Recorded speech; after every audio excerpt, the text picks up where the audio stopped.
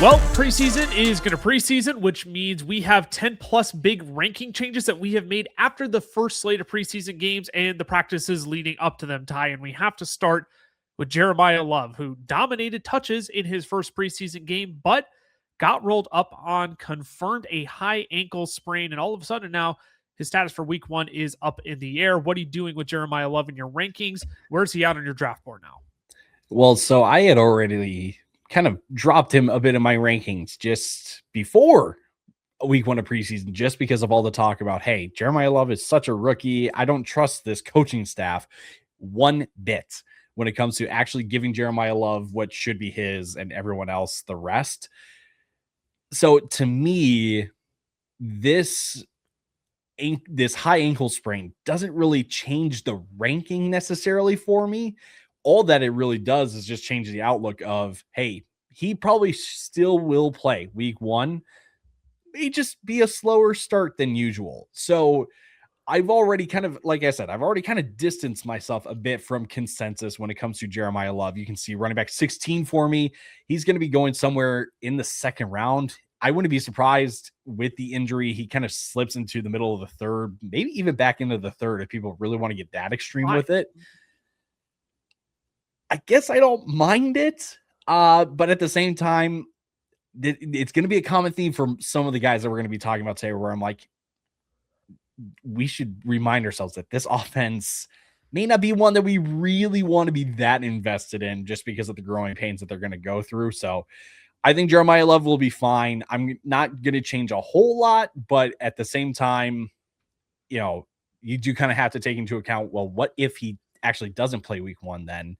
And the door is then open for Tyler Algier to kind of make his presence known, or for James Conner, you know, to have a age 30 resurgence Renaissance in 2 weeks. Have a renaissance at the end of his career. I want to go back to the ADP chart here, because a barometer that I maybe use for better or for worse is whenever I post a team with Jeremiyah Love on it and people are like, you're an idiot for taking him at the 2-3 turn. That tells me, Ty, if he's in risk of missing week 1, ain't nobody going to touch him with a 10-foot pole until, I mean, this is sleeper ADP that we have over on the board right now. The Javonte Williams, the Kyren Williams, I bet those two are going to start going ahead of Jeremiyah. Like, I wouldn't be surprised if we see his value, unfortunately, dip into the late 3rd round, early 4th round as well. Now, where would I take Jeremiyah Love? I think I'm still going to take him in that range of Kyren Williams or Javonte Williams, but all of a sudden, you know, you have to kind of open up the conversation of, does a slow start for Jeremiyah Love at the start of the season? Because you have to expect he's coming in hampered at this point. You have to expect, like you named, Tyler Algier is going to get more work here. So who would you take out of those guys? Not to play a name game to start off the show, but like Javonte Williams, Kyren Williams, the guys in those range, who do you prefer any of them to Jeremiyah Love at this point now? I guess when I look at that 3rd round, right, in some of those names, it really is just like, I'm just choosing the offense more so than the player. So yeah, like I would like Kyren Williams a little bit more. I'm not scared off by the split, by the way. Like, I'm going to be talking about Blake Corum in a short video here soon. I don't think that Kyren Williams and Blake Corum are bad picks. And for whatever reason, it feels like one has to be a good pick, one has to be a bad pick. But anyway, like that's my feeling about this range of running backs is, well, this is just making an investment in the offense. And I think Dallas's offense will be better. I think the Rams offense could be one of the best, if not the best. And Josh Jacobs, with his injuries and his injury status, kind of up in the air, but like I would rather have those guys than Jeremiyah Love. But at the same time, the talent of Jeremiyah Love is really, really easy to buy into at that point. So the sticky part about this too, Ty, is that there's another running back going in this range that all of a sudden we have to worry about. That's Breece Hall. Literally this morning, as we're recording on Monday, August 17th at 7:30 p.m., almost exactly 12 hours ago, Breece Hall, non-contact injury during practice, labeled a groin injury, apparently mild, going to miss what seems to be a couple weeks, hopeful to have him for week 1. So again, how far do you have to bump Breece down? in my opinion. Again, if we're going back to the ADP chart, Josh Jacobs is like this unsolvable situation for me where I don't know if I should push him up to the early third round where he's going as RB14, or if he, like, with the risk he carries of suspension, also dealing with a groin injury of his own, does he need to be going later? Breece Hall currently in your home leagues, running back 16, going middle of the third round. Is he one that swings more to the Cam Scadaboo range, Travis Etienne range for you? Probably just a little bit. And maybe the best way to explain this, to kind of tie in the Jeremiyah Love component to all of this as well. Those 4 names of Jeremiyah Love, if I had to rank them in terms of my preference to draft them in that third round, it would go Kyren Williams, Javonte Williams, Josh Jacobs, Breece Hall, then Jeremiyah Love. Okay, fascinating. And the reason is, for me, or I guess the reason why I have Breece ahead of Jeremiyah Love is because before this injury happened, we knew what this Jets backfield was going to look like. And it was going to be all Breece Hall. It was not going to be Braylon Allen mixing in every once in a while, despite the nice touchdown run that he had. Like, it's going to be the Breece Hall show in the backfield. Versus Arizona, you're going to constantly wonder, well, when is Tyler Algier going to step in? When is James Conner going to step in and potentially take away from Jeremiyah Love? So, like, in terms of the ranking adjustment, Breece does kind of have to take a hit because he's going to be missing time. But I don't think that by him missing time, his role is in jeopardy versus Jeremiyah Love's role is in jeopardy a little bit more. Not fully in jeopardy, but just a little bit more than Breece's. Sure. And I think you named the other important piece there is that Breece was also dominating with the ones in that preseason game, right? You have to take that into account too. So I think I agree the threat behind Breece Hall doesn't appear to be as large as Jeremiyah Love, but Braylon Allen is not nothing. I was sweating bullets a little bit, admittedly, because Braylon Allen was one of my favorite later round clicks in best ball drafts this year, but that has since swung back the other direction. And now it's like, okay, I feel a little bit better, but I agree with you on this one. I think this is still Breece Hall's job to lose, but I also do wonder if throughout the course of the season, this is a groin injury that lingers, like we've talked about. Do we see less of a full workload for Breece Hall? We're trying not to overreact right away, but these are the questions you have to ask yourself as you're considering where you draft these players. And I think that exercise that you named, Ty, of where would you actually rank those third round running backs is like the perfect exercise that you need to run with yourselves. And you have our opinion on that. Let's talk about some workloads that aren't as certain.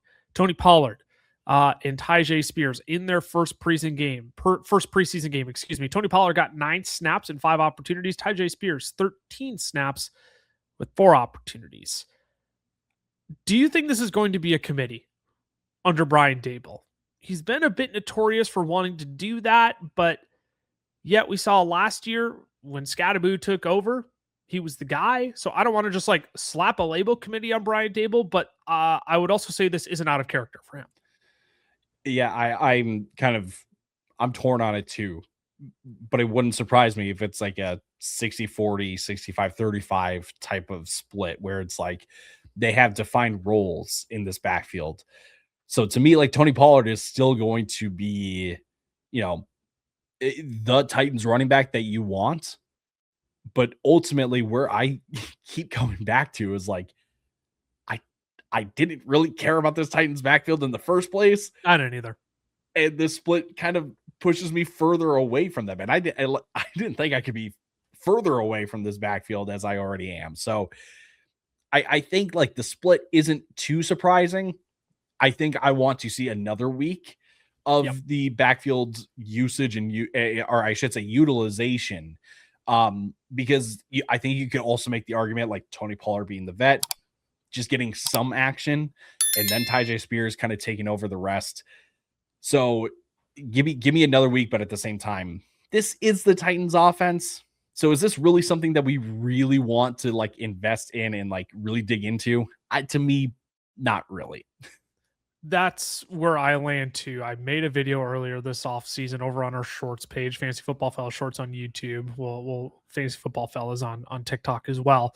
Where I'm like, stop drafting safe. Tony Pollard is a safe pick He's going as the RB 27 in your home leagues, 28, 29 in your home leagues, and he's going to give you RB 24, RB 25 numbers. If you really want to take a small win player, be my guest. This dude is not going to win you a championship. He's probably going to give you like mediocre RB 30 finishes consistently, and he's never going to win you a week. So, yeah, I've been staying away from this backfield already. Willing to hedge more on Tyjae Spears than I have been Tony Pollard. So, do you think Tyjae Spears ADP comes up in drafts at all, or is this just a split where people are just going to crunch Tony Pollard closer to Tyjae Spears and both of them aren't going to be that relevant? It wouldn't surprise me if it climbs up just a little bit this week, but then I also won't be surprised if it comes crashing back down in 2 weeks after their second preseason game and Tony Pollard kind of doubles up on Tyjae Spears, or that like Tony Pollard is rested and then Tyjae Spears plays, because that'll be the signal that like, hey, Tony Pollard is the guy and Tyjae Spears is kind of second fiddle here. Now, if you are enjoying this ADP chart that you're seeing on your screen right now, if you're watching over on YouTube, that's accessible to you. FantasyFootballFellas.com. You can download our mobile app on Google Play or the App Store as well. Just search Fantasy Football Fellas in Developers. You can download that for 100% free. Has our rankings, fully statted out projections for this year. A few things behind paywall, but so many free things for you all to test out and try over there to help you make better decisions in your league this year. So FantasyFootballFellas.com. Let's talk about another back who I'll say saw committee work in preseason week 1, Ty. I think there's a lot of nuance to unpackage here with Cam Skattebo, though, because we saw Tyrone Tracy get 7 snaps, Cam Skattebo get 5, Devin Singletary get 4. But the big thing with Tyrone Tracy, Jackson Dart got absolutely lit up on a Tyrone Tracy rep. And it was not good, so much so that the New York Giants have said, well, we might need to bring in Najee Harris to see if he can fix this problem for us. I don't know what vote of confidence, maybe not vote of confidence. I don't know how that impacts things for you. If it's we don't know if Skattebo is healthy, if it's holy cow, we have a Tyrone Tracy problem. I think it could communicate a lot of different things. So what does it communicate in your eyes? To me, let's start with the Najee Harris thing first. The Najee Harris thing is more about Tyrone Tracy and Devin Singletary than it is about Cam Skattebo. Okay. There is almost, I don't want to say it's a 0% chance, but it is a 0.0001% chance that they are so displeased with Cam Skattebo off of 5 snaps that, yeah, we need Najee Harris to help him out. That's not happening. To me, this split that we saw in the game is more speaking to, I think, the Giants wanting to protect and try to, not exhaust Cam Skattebo right out of the gate. Now, you could have just rested him for the game, but I can understand it's Harbaugh, first year in New York, kind of set the tone. I get all that. So, to me, I don't know if you guys saw, but I'm way ahead of the other two fellas on Cam Skattebo. This doesn't change anything for me. And if anything, I would actually tell Cameron, boy, get your shares up and get your rankings fixed on Cam Skattebo. You already have, for context. I know I have. You've already told him to.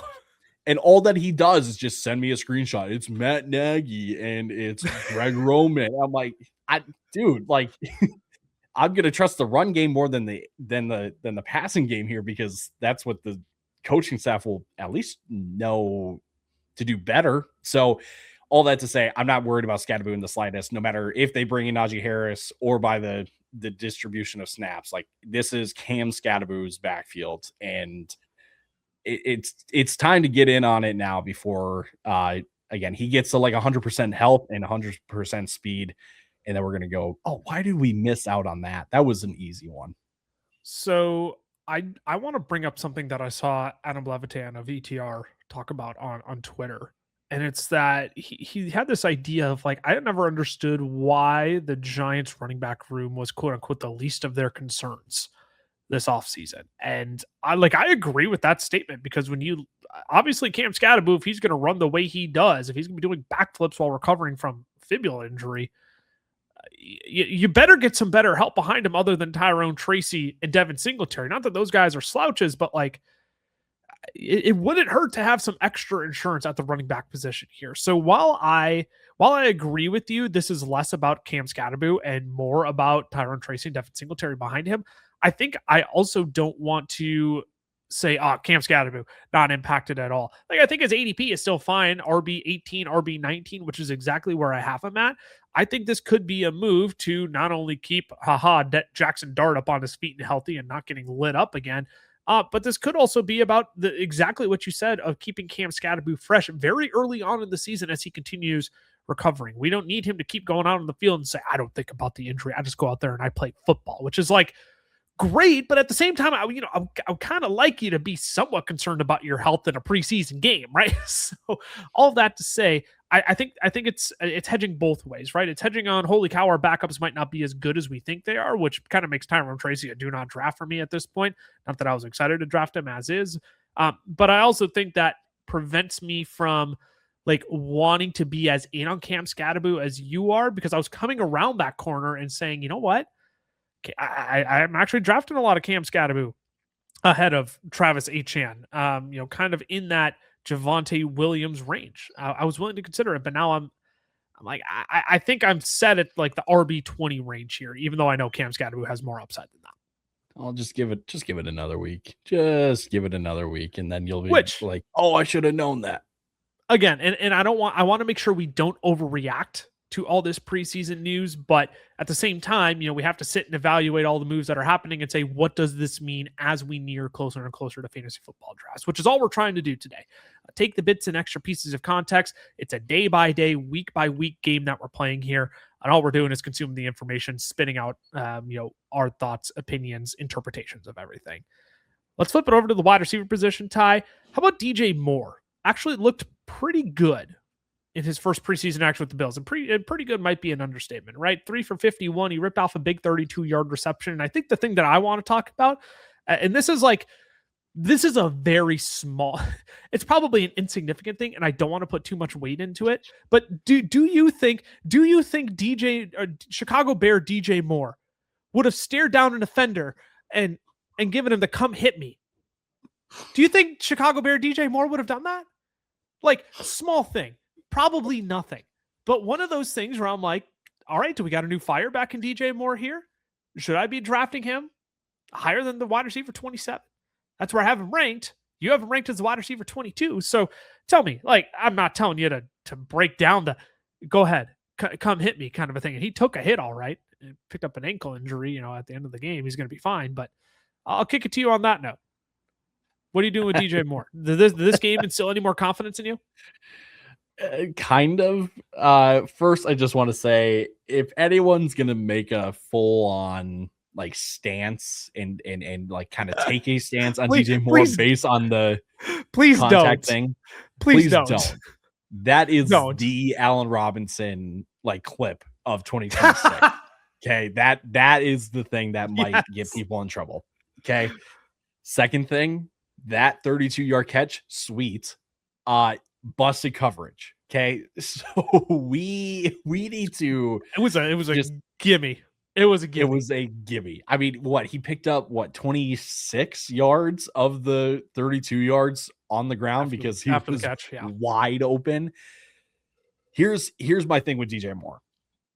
I have to rank him a little bit ahead of consensus just because being the wide receiver 1 in a Josh Allen offense with a play caller that you're familiar with from your time in Carolina, it's got to mean something, right? But I can't push him any higher than that because we are 29 years old heading into year 9 in a new team after 2 consecutive years of hits in your efficiency, in yards per route run, in your target rate, and all that kind of stuff. Here's my stance on DJ Moore. I don't know if I've actually like explicitly said this, but I feel much more comfortable about this now than I did before the first preseason game. He's not someone I need to leave my draft with, but if he comes around to me in the draft, I don't mind taking him, right? He's not because again, for all of those reasons that I mentioned about being in Buffalo, the thing that I will need to pay attention to is this ankle injury that he picked up after his third catch. And again, the team has been optimistic. They're saying it's not serious. It's just a high ankle sprain. He should be back for week 1 and all that stuff. I will want to hear more about it first, because I don't believe if there's a positive news update on DJ Moore right out of the gate, this week before the second preseason game, it's going to like boost him up draft boards. I think he stays where he's at then. So like, I like DJ Moore. He's not someone that I'm like a flag plant for. He's not a flag plant for me this year. A little spoiler for later on this week, but like DJ Moore, like you do have you do have to like take note that like, hey, this passing attack is going to feature DJ Moore this year. Yeah, it seems like DJ Moore was reported to be good to go after the preseason game. Joe Brady said so. Reports have come out saying it seems like DJ Moore was just shaken up and is still fine after the injury. So definitely something worth tracking. The one thing that continues to give me pause on DJ Moore, Ty, is that last season, the Buffalo Bills had 17 different players receive a target. 17 different players earned a target last year in Buffalo. And only Khalil Shakir saw more than 60. And then only James Cook, Dawson Knox, Dalton Kincaid, Keon Coleman, and Khalil Shakir saw more than 40 targets. That's only 6 players that saw more than 40 targets. So that's not to say DJ Moore isn't going to earn a high amount of targets this year, but it's more of, I question where the ceiling is at. Is DJ Moore going to be a 120 target player? Is he going to be a, like, we pass the threshold of 100 target player? And then what is he going to do with those targets, right? So in a sense, you're right. I don't think he's not a flag plant player by any means for me, but like, man, I'm telling you what, though, when he's only going 6 picks after Jalen Waddle in your home leagues, like, I'm so sorry. Like, Jalen Waddle is the much more obvious click there. Would I prefer Mike Evans in San Francisco? Potentially. But again, I'm not completely sold. Everything is 100% solved in Buffalo just because DJ Moore is there and had one nice game. I'm still a little bit skeptic on drafting him at current cost. Today's show is brought to you by our friends over at Underdog, where you can get into the game this season playing Pick'em. It's extremely simple. Just pick higher or lower on 2 or more of your favorite players. For example, I'll pick the higher on Justin Jefferson, Jamar Chase, and Xavier Worthy. If I played $10 and got all 3 of them right, I would win $60 just by watching football. And that's the beauty of Pick'em. You can track your picks and your wins while you enjoy the game. Now, if you're not on Underdog yet, scan the QR code on your screen or use our code FELLAS when you sign up, because new customers will get $50 in bonus funds when you play your first $5 on the app. Plus, Underdog will give you a free pick to use in your first entry. Again, that's code FELLAS over on Underdog. Now let's get you back to the rest of the show. Well, Ty, I just brought up the potential of drafting Mike Evans around the range of DJ Moore. The 49ers sat basically all their starters, so that meant Deshaun Stribling got out there and had himself a field day, right? He earned 8 targets on 15 routes. That is certainly not sustainable, but I think what's more impressive is what he put out on tape. You saw the point at the catch down the sideline, or catch at point down the sideline. You saw him work some in the slot as well. It seems like a guy who, look, my rankings don't reflect it right now. Your boy bought a house after literally putting out my rank. I have been so busy with other things that I have not touched my projections in a minute. But Deshaun Stribling, when I go back through this week, Ty, and start flipping my rankings, he's going to be one of those guys where he gets ahead of Deebo Samuel, and I think he's probably going to crack my top 55 if I had to guess. The top 55, like 61, I want him to get inside my top 60 just because it feels pretty clear at this point. It's Mike Evans and Deshaun Stribling as the 2 wide receivers in 2 wide receiver sets. Deebo is going to be in a more limited role. George Kittle will be back. So the thing that I am trying to find the balance in is, right, Stribling will be on the field more, but he is still the number 3 like pass catcher in this offense behind Evans and behind Kittle, and even number 4 if you include McCaffrey, right? And right. That's a whole thing that tightness, whatever that means. Where? I don't know. No one knows. Only Dude's he just knows. tight. Dude is Brother's just got to tight. stretch a bit. Do it for you? I'm There we go. Stretch for McCaffrey today, ladies and gents. 1, 2, 3, 4. Did you real quick? Have you guys heard? Did you see, Lucas, the Mike Florio conspiracy on McCaffrey not practicing? This one got me. I was like, on this. I literally have it in my notes. Known conspiracy theorist Mike Florio said the timing of the tightness kind of ironic because it came a couple days after Bijan and Jahmyr Gibbs signed their deals. And CMC has no guaranteed money left on his deal. Now, how Rappaport, convenient. How convenient. Rap Sheet came out like a couple of hours ago from when we recorded this that said this has nothing to do with a contract. I'm like, agent speak. All right, nice. Cool. nice. So here's the final point here. If McCaffrey is actually hurt and he doesn't play, it kind of bodes well for Stribling because San Francisco historically just passes the ball more when McCaffrey isn't on the field. If McCaffrey is on the field, you can kind of expect the same old, and Stribling will be involved. But just, I don't want to get too crazy with the ranking and projection for Stribling unless there is truly a drop off from Mike Evans and George Kittle. It just isn't George Kittle anymore, which is possible, but I would rather see that first. And I think with just how injuries have already been piling up in San Fran and what we typically know of this team during the regular season, unfortunately, it's unfortunate how much these players are injured, but Stribling's going to have himself a handful of games this year. Now, do we know when those games will be? No, it'll depend on injury, but like, is he a guy that, again, in your home leagues, look at where he's going in the 14th round of your drafts? Like, he's an easy last round pick for me because the ADP over on Sleeper, at least, has not caught up yet to where he should be going again in like the Jalen Coker, Stephon Diggs, Matthew Golden range. Like, to me, that's the range in which he should be going. And it just hasn't caught up yet. And also, like, I recognize sometimes your home leagues aren't that deep, only 12, 13 players being taken. So he's like one of the easy guys where it's like, yeah, he's my last round click. Or shoot, if you want to make sure you get him, take him in the 11th round. I don't care. Those are guys that you're probably considering cutting on your waiver wire most weeks anyways. And there's just not that many that I think carry the same potential upside as Deshaun Stribling. So that's where I'm at. Again, ignore my 102 because that is not accurate whatsoever. Your boy has just been doing life and having to be responsible now that I made a rather large financial investment. Let's kick it to Jayden Reed though, Ty. Unfortunately, I don't even want to say there's not much to talk about here because the way the cookie crumbled is about exactly how everybody expected it to crumble. Jayden Reed was only out on the field in 2 wide receiver sets. He only played 2 snaps last season in 2 wide receiver sets. It's basically been the exact same in preseason. So where are you at on Jayden Reed? Is this just another guy? Again, wide receiver 41 for me, currently going wide receiver 37 over on Underdog. I just, again, why would I draft a player who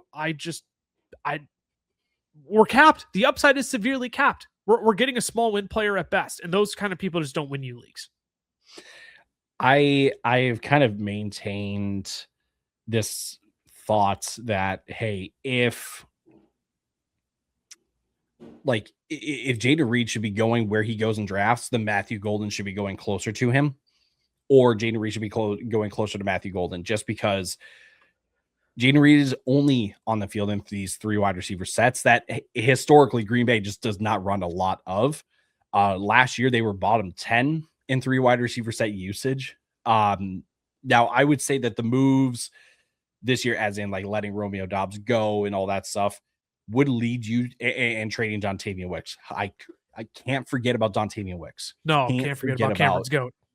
Can't forget about him. All of those moves could lead you to believe that they run a touch more 3 wide receiver sets this year. but it's just going to be incredibly frustrating to try to nail down which game is going to be a good Jayden Reed game. And so in my opinion, to me, like, I have Jayden Reed wide receiver 40. He's probably going to take a step down, or Matthew Golden is going to take a step up, just because if I want a Packers receiver, it's going to be Christian Watson or Matthew Golden.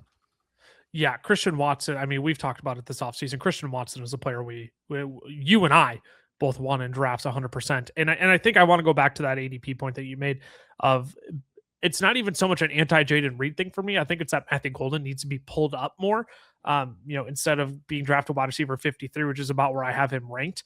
I think he needs to start coming up closer to that Jayden Reed range. Wide receiver 46 in your home leagues, which is like a 10 spot difference compared to over on Underdog. I just think Matthew Golden needs to be pulled up closer to that wide receiver 45 range, kind of where Jayden Reed is hovering. Because I think, again, you and I both agree Christian Watson is a guy. But if Matthew Golden is going to be the one who's actually getting the snaps in 2 wide receiver sets, they spent the first round pick on him last year. But oh boy, Green Bay better make sure they get him involved. Let's talk about another rookie, though, Ty. Casey Concepcion. The Browns were an interesting case because in 2 wide receiver sets, basically everybody got some run in 2 wide receiver sets. So Todd Monken really did not show his hand there. But what's fascinating about Casey Concepcion is that he started in the slot. Like I said, he did mix outside in 2 wide receiver sets, but you also saw like some grit in his touchdown effort as well. So where do you see Casey Concepcion fitting into this Cleveland Browns offense? Because he's been somebody I've been coming around on over on Underdog, where there's just kind of this dead range of players. I'm not overly excited to draft unless if I have like a Christian Watson, I want to stack Jordyn Love, Emeka Egbuka, and I want to stack Baker Mayfield. Casey Concepcion has just kind of been one of those guys that I'll just eat my veggies and take a guy on an offense who could be the lead target getter, even though I'm just not a fan of the situation. I guess I see a more clear path to him beating wide receiver 51 ADP just because he earns targets, and that alone could make him more than a small win player at wide receiver 51. I would agree with you. I've been on that boat really ever since like the Underdog best ball drafts have started, because I was just like, it's no one else in Cleveland. Like, yes, Harold Fannin and Denzel Boston for all the hype that he's been getting, but like Casey Concepcion is like the playmaker in this offense. It's kind of that weird balance again of just like, I don't really know how much I want to invest that much in a Cleveland Brown offense that can't seem to really make up their mind as to who the starter is. It's almost like they don't want Deshaun Watson to be the starter, but they are going to make him the starter, right? So they don't want either one to be the starter. Let's be honest. Exactly. True. True. Very, they'd rather, very true. If Phillip Rivers was willing to play football still, they might consider starting him. I think they regret trading Joe Flacco after last year. That was that. You have to. You have to. You have to. So, like, I don't mind Casey Concepcion. He might be an interesting kind of flyer to take in your home leagues, just as a like, hey, if he pops for a couple of weeks, use him as a little trade piece and just go, hey, like Casey Concepcion, the guy in Cleveland. Now everyone's going to realize that it's Cleveland, and they're going to say the same thing that we've been saying, throw up in their mouths a little bit and then plug their nose and say, no, thanks, I'm good. Right. But at the same time, like, there's a lot more ways to win where Casey Concepcion goes in drafts than for him to like lose out and to be a waste of a pick. I'm in agreement with you on that. My other question for you is that Denzel Boston, he's actually been picking up quite a bit of buzz out of Browns camp.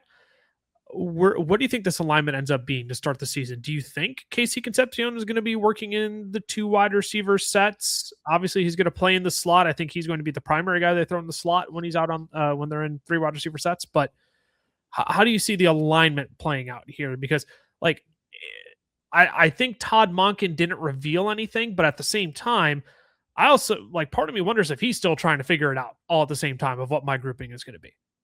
Yeah, I think Denzel Boston is clearly going to be their extra guy, the guy that you stick out on the outside. Like.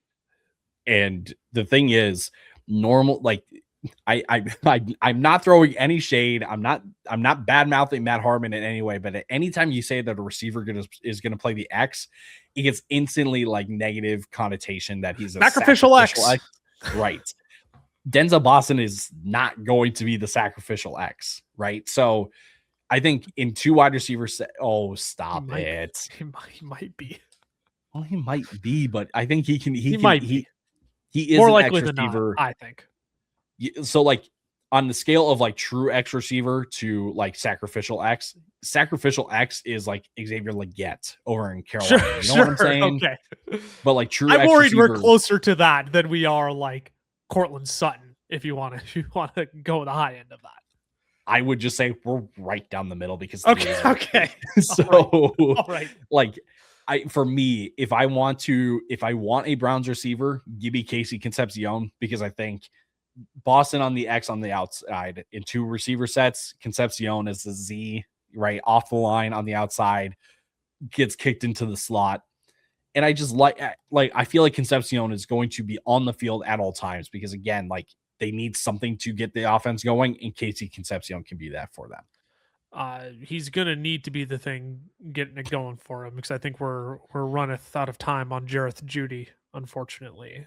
Poor one out for Jerry Judy, even though I've thrown a few darts in the last rounds of best ball thinking, hey, but what if we get who knows? What if we get a renaissance? Tom Monken might not know. So if he doesn't know, I might not know either. It's not the point to take away here. You and I both like Casey Concepcion. I think he's definitely worth a pick in your home leagues this year.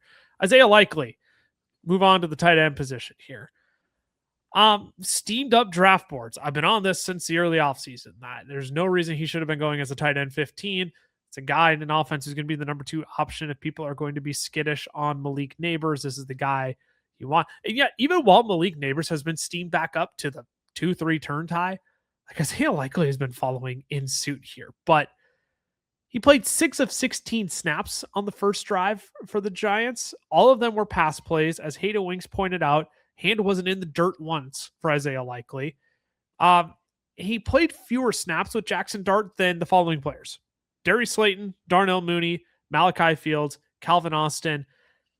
And oh boy, Theo Johnson played more snaps with Jackson Dart than Isaiah Likely.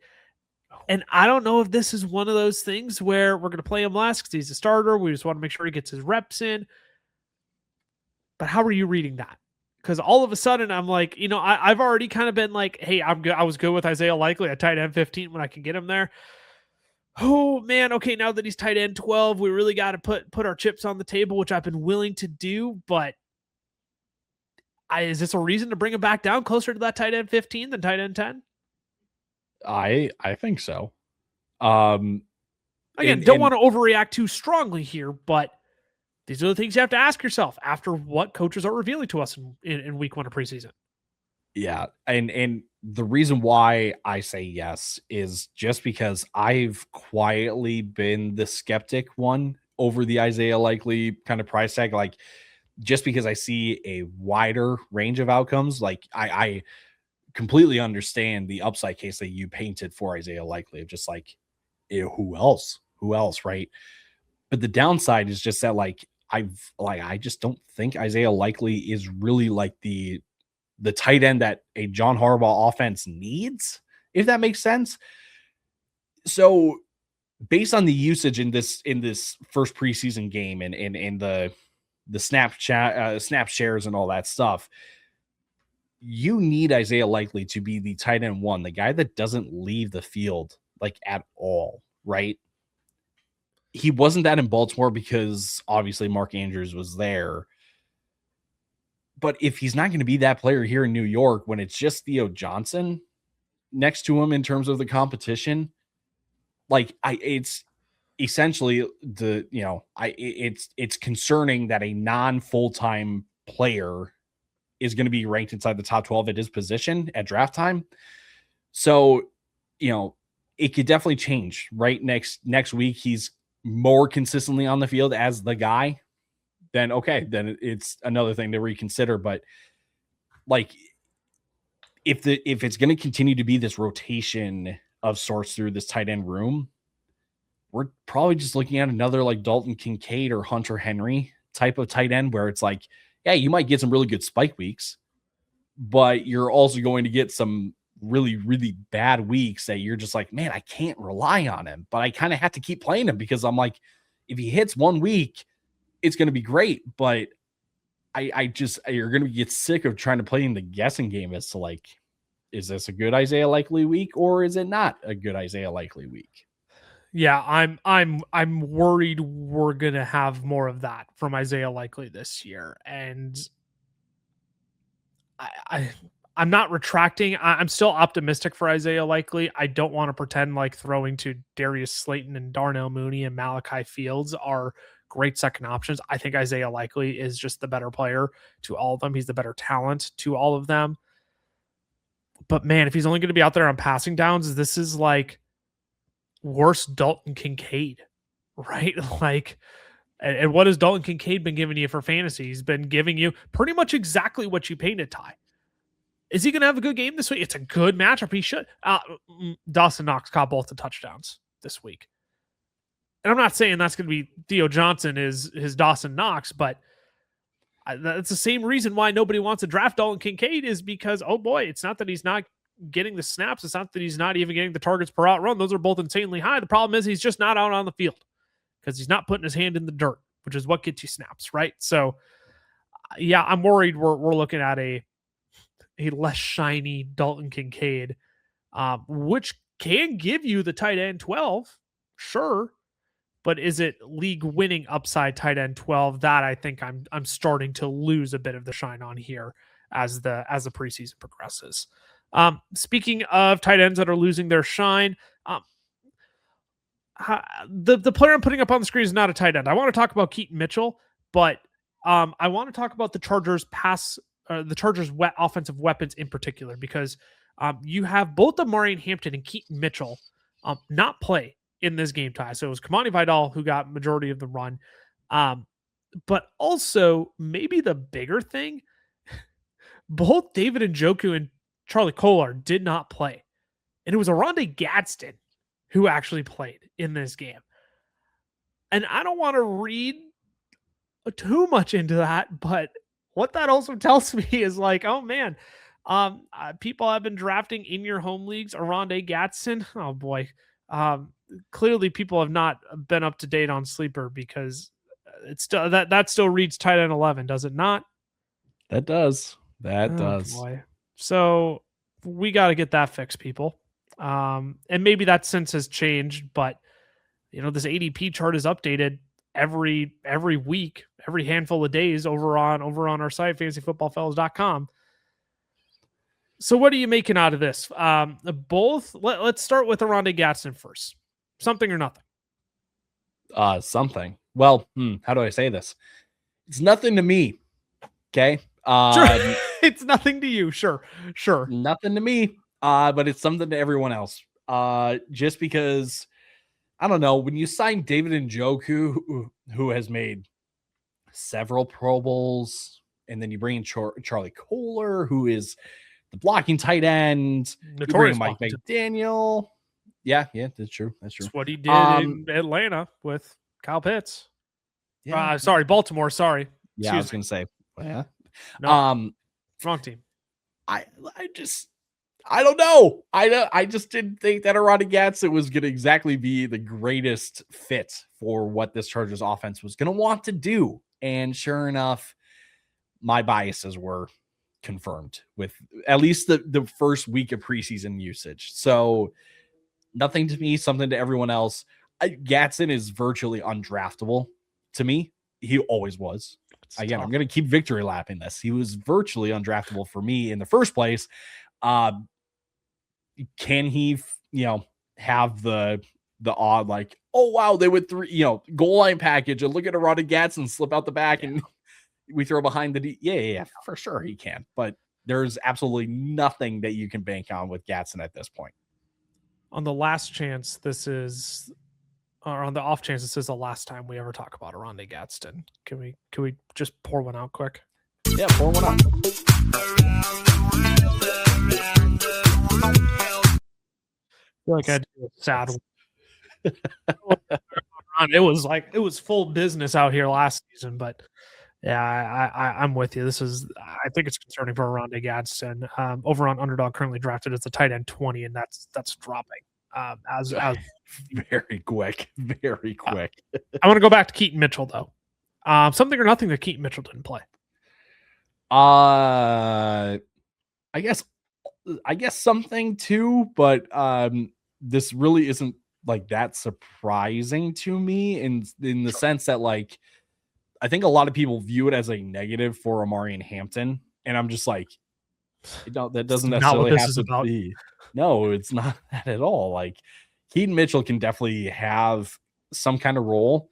I don't mind him at his current price tag, and running back 43, I think is a little bit rich for best ball, but oh, okay, interesting. I would like it closer to 50 just because because it's half PPR, and I think Keaton Mitchell gets more receiving work than actual like rushing volume to really bank on. That's a conversation for a different time, but I'm not really surprised by it. I'm not like this backfield is now under a microscope ever since McDaniel said, sorry fantasy owners. I can see all of them having a, like that's such a nothing burger to me.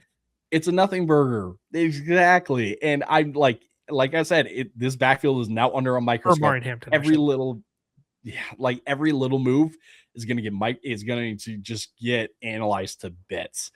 And I'm just going to sit back and just go like, I don't care. Like this offense is still going to be good either way. Keaton Mitchell may get his, but Amari Hampton's going to be the guy that's going to produce more in fantasy. And that's what I care about. I do think this is something. I think this is like Keaton Mitchell is locked in RB2 behind Amari and Hampton. I think you're going to see him as the primary change of pace back for the Chargers here. You're going to get some Kamani Vidal rotating in, but again, we've seen this isn't anything new for Mike McDaniel, right? He's used multiple backs before. You literally saw him turn Raheem Mostert and Devon Achane into top 12 running backs, right? Like he does this with these guys. So I think for as much as we love Amari and Hampton as the guy who can clearly operate as the primary borderline bell cow for this team, you're going to need a guy like Keaton Mitchell to come in and change the pace a little bit. And in your home league, 16th, virtually going undrafted, running back 56, like that's a mistake. He should absolutely be one of the last picks in your home league drafts. No questions asked whatsoever. Let's wrap up the show with a few rapid fire bits, Ty, and let's do this in the style of panic meter. I want you to give me a number 1 through 10. 1 being you're not panicked at all, you're drafting them accordingly, and 10 is like get them off my draft board. I don't want to touch them with a 10-foot pole. Emeka Egbuka dealing with a sprained toe. Originally, it's right. It doesn't require surgery, but right, people are calling it turf toe.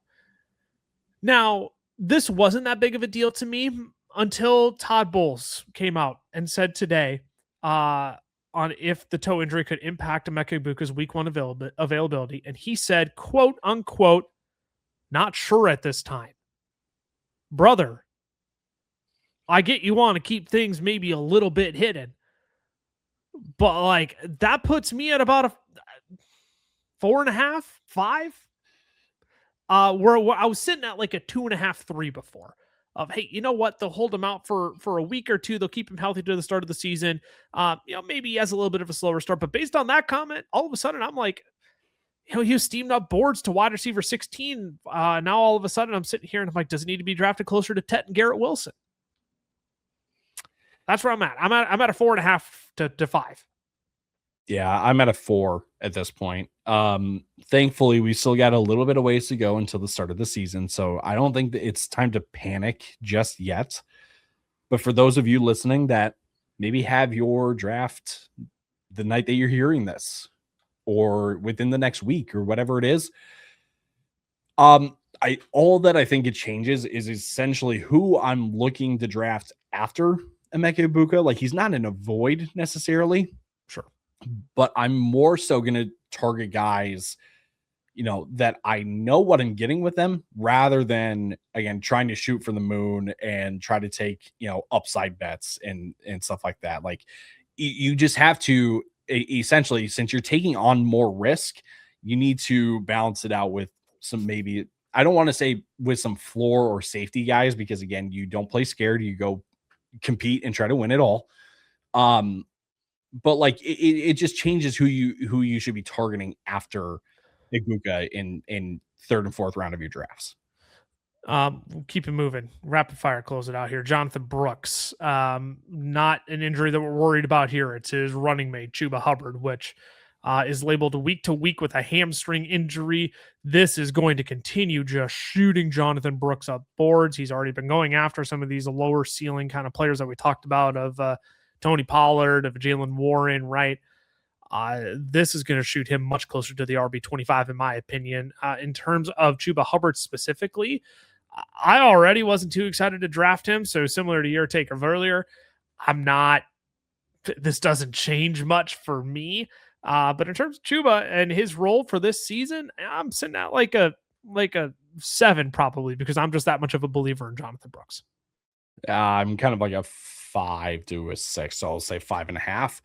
Sure. I've spoken on my stance about Jonathan Brooks. I think it would be different if Chuba Hubbard was a first or second year player, but since Chuba Hubbard has been the established guy and he's like, I don't want to say he's the guy that this coaching staff has kind of, handpicked or anything like that, but Chuba Hubbard is definitely kind of in their plans. And I think as soon as he comes back from injury, he kind of steps right back into this role. And then it's kind of, hey, you need to reevaluate, because it could be a very similar situation to what we saw with Rico Dowdle and Chuba Hubbard when Chuba came back from his injury and they tried to play both, or Chuba Hubbard tried to be the guy. And it was like, it's not working because he wasn't at 100% health or whatever it was. To me, this is just a backfield that I'm like, I don't think I'm missing out on a whole lot. I could definitely be wrong. I think that's a mistake. I think Dave Canales has been willing to show he's willing to play the guy who's playing better. And if Chuba Hubbard's coming in hampered, I think Jonathan Brooks just has the higher likelihood of looking better and performing better than Chuba Hubbard. And he's just shown he's willing to play that guy more. Like, he is the definition of let me play the hot hand. And I just think that's going to be Jonathan Brooks substantially more than Chuba Hubbard this year. Maybe the best way to say it, like 5.5 right now, but give me another week and I would have a much clearer stance on what to do with this backfield. Because at this point, I'm like, Chuba should be good to go for week 1. And I know we said rapid fire, but I'm why do you need another week? Like, I understand the injuries week to week, but like, as another week goes by, we're that much closer to the season where Chuba Hubbard isn't healthy. So like, what do you need another week to see? And this is me genuinely asking, because I'm like I get you've hitched your wagon to Chuba Hubbard, but I'm trying to help a brother out, because I'm not saying Jonathan Brooks should be drafted as a top 24 back, but I'm telling you, this is your last chance to get your Jonathan Brooks shares as RB30 before he's closer to RB25. It really does just come down to the closer that we get to Chuba Hubbard returning. That's ultimately what this comes down to. And my belief that Carolina doesn't necessarily throw, a ton of work at Jonathan Brooks right out of the gate, knowing his injury history as well. Sure, he has looked he has looked healthier and all that stuff, but I just don't see as much of I don't want to call it a guarantee or a floor. It's just one of those, like, I would just rather have the full, I'd rather see the full resume. I'd rather see the full menu of options before firmly taking a stance. And I could be wrong. I think that's just how you miss out. And Jonathan Brooks is a guy I don't want to miss out on if the chips are going to keep falling his way. That's all. That's where I'm at. I play the more aggressive swing for the fences, right? And I just think Jonathan Brooks is like the perfect profile that I want to try and swing for the fence for, even if it carries the risk that you're mentioning. We got to close it out here. Jordyn Tyson. This is an easy one. 9. I don't want to draft him. He's not 10. Completely like I might as well say a 10, because I was literally about to say I really don't want to draft him if it comes down to it. I think I'm at a 10. I said a 9, but now that I'm also about to say what I'm going to say, I'm a 10. 2 months from today, Hayden Winks just posted this over on of Yahoo Fantasy. 2 months from today would be October 17th. The Saints play in MetLife Turf on week 6. Oh, brother, you don't want to bring him back then. They play in France the following week. You really want Jordyn Tyson to have his first game overseas on uncertain turf in France. And then they have a week 8 bye. Look, we might be looking at week 9 before we get Jordyn Tyson, man. That's over half the season. He's going to be working back, and it's still not 100% guaranteed that he's going to be healthy because his hamstrings might literally be rubber bands. So 10, I don't want to draft him. 10, it's the same for me. Go get Juwan Johnson before his stock starts to shoot up. Exactly. Yes, he is the one you want to be investing in at this point. Again, if you want access to all of our tools for fantasy football this upcoming season, make sure you go check out our brand new app, fantasyfootballfellas.com. You can search Fantasy Football Fellas on the Apple Store, Google Store, wherever you get your apps from. We'll have it down in the pinned comment as well. But so many tools, features to help you win your leagues, make you make better decisions in fantasy football this year. So make sure you go check that out. You can follow my if you stuck around for this entire video, goodness, I haven't even asked anybody to hit that subscribe button yet. That's how you know I'm having a good time. If you've made it this far, hit that subscribe button, turn the notification bell as well, so you know when all of our newest content goes live. Big episode coming tomorrow, Ty. Chips around the table for this one. The fellas flag plants. We're bringing this episode. It's been 2 years since we've done it. We're bringing it back. The fellas flag plants for 2026 fantasy football. You're not going to want to miss that. So again, hit that subscribe button, turn the notification bell so you know as soon as that video goes live. We got a ton of other content coming out for you all on our shorts channels as well. It has literally been daily content since the start of July. FFL is over on Twitter. The FFL is over on Instagram. Fantasy Football Fellas on Facebook and TikTok. If you're a YouTube loyalist through and through, Fantasy Football Fellas shorts for you there. I'm Matt Lucas Wenzel on X, Tyler_Plath for Ty. We will see you all tomorrow for, I don't want to call it our flagship show of the offseason, Ty, but it is the fellow flag plants. You'll want to be there to see it. We'll see you then. Deuces.